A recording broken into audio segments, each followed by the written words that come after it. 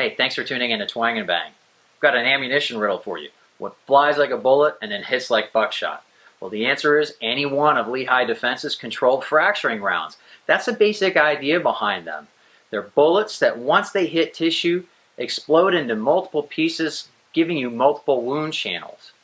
And though you're not going to get the same kind of energy on target as if you shot it with 12 gauge buckshot, you're still going to get a pretty impressive effect if everything goes according to plan. And of course, that's what we're going to test today.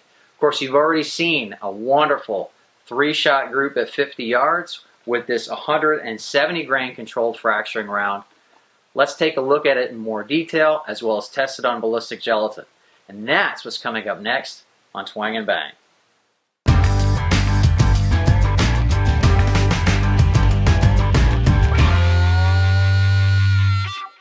And here it is, loaded on top of a Barnes Vortex 110 grain 300 blackout load.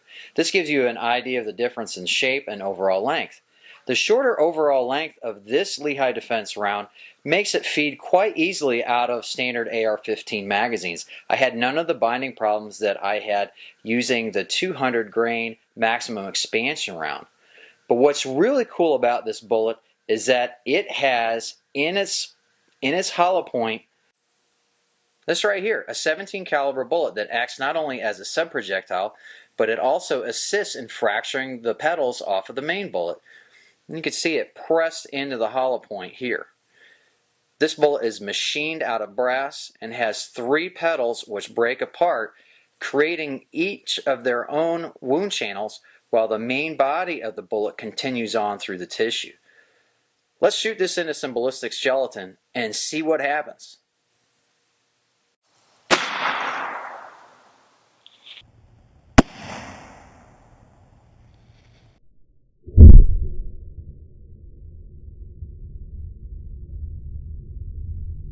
I brought this inside to touch up the gel block with a hairdryer.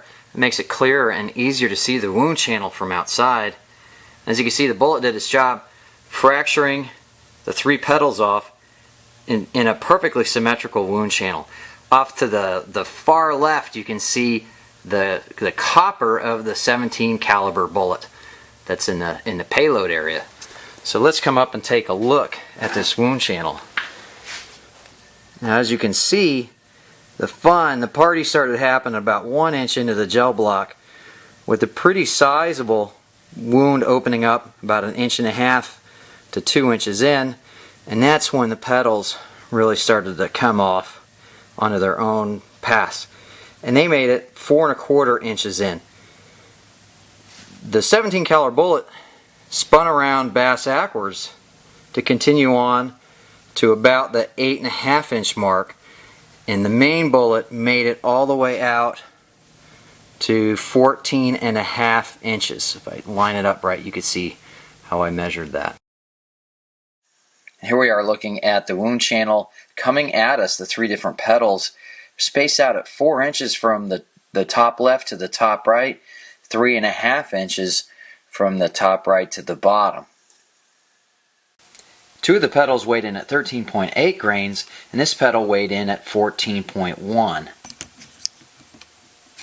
The 17 caliber bullet weighs in at 20.2 grains, and the remainder of the 30 caliber bullet weighs in at 108.6 grains. And this gives us a total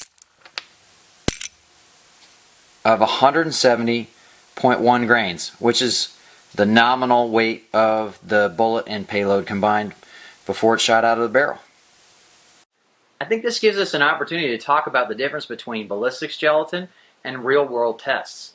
When you see 4.5 inches of penetration, 4 inches of penetration, you might think that's just not going to be deep enough to get me the kind of wound that is going to be a humane harvest of game. But there have been actually multiple deer, multiple pigs, and certainly coyotes that have been taken by this round. And so we're seeing that it works better on live tissue than that ballistics gel might lead you to believe. But if you were someone that wanted to play things conservatively, you might choose a different loading from Lehigh Defense than this one for your larger game animals. You're certainly going to get pretty good penetration out of the main bullet, for, say, a small deer, but you're not going to have any problems taking something like a coyote-sized game with this round.